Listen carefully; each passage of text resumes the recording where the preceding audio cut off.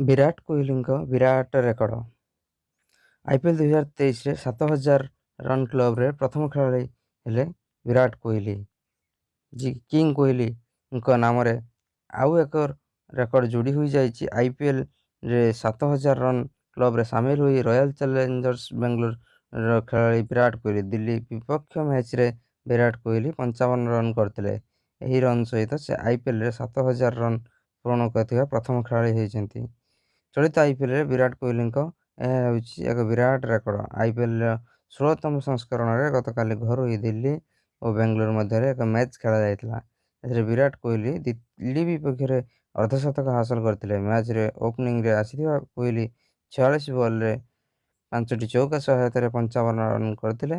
ଏହା ସହିତ କୋହଲି ଆଇପିଏଲ୍ରେ 7000 ରନ୍ ପୂରଣ କରିଥିଲେ। ଏହା କୋହଲିଙ୍କ 50ତମ ଅର୍ଦ୍ଧଶତକ ଥିଲା। ଆଇପିଏଲ୍ ଇତିହାସରେ 7000 ରନ୍ କରିଥିବା ପ୍ରଥମ ଖେଳାଳି ହୋଇଛନ୍ତି। ଏହା ପୂର୍ବରୁ ପ୍ରଥମ ଖେଳାଳି ଭାବେ ସେ 6000 ରନ୍ ପୂରଣ କରିଥିଲେ। 7000 ରନ୍ କ୍ଲବରେ ସାମିଲ ହେବାକୁ ମାତ୍ର 12 ରନ୍ ଆବଶ୍ୟକ ଥିଲା।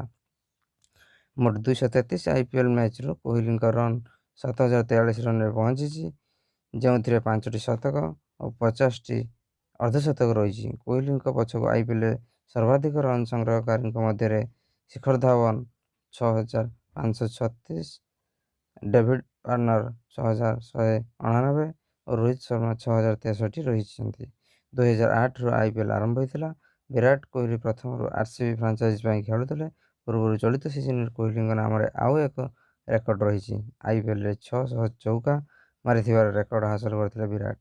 ଏହା ସହ ଆଇପିଏଲ୍ର 50ତମ ଅର୍ଦ୍ଧଶତକ ମଧ୍ୟ ହାସଲ କରିଛନ୍ତି କିଙ୍ଗ କୋହଲି। କୋହଲିଙ୍କ ଏହି ରେକର୍ଡ ପରେ ବି ଆରସିବି ଦିଲ୍ଲୀ ବିପକ୍ଷ ମ୍ୟାଚ୍ରେ ପରାସ୍ତ ହୋଇଛି। ବେଙ୍ଗଲୋରକୁ 7 ୱିକେଟରେ ପରାସ୍ତ କରିଛି ଦିଲ୍ଲୀ କ୍ୟାପିଟାଲ୍ସ। ବେଙ୍ଗଲୋର ମୋଟ 10ଟି ମ୍ୟାଚ୍ ଖେଳି 5ଟିରେ ବିଜୟ ହାସଲ କରିଛି। 10 ପଏଣ୍ଟ ପାଇଁ ଟେବୁଲର ପଞ୍ଚମ ସ୍ଥାନରେ ରହିଛି। ଆଗାମୀ ମୁକାବିଲାରେ ମେ 14 ରାଜସ୍ଥାନକୁ ଭେଟିବ।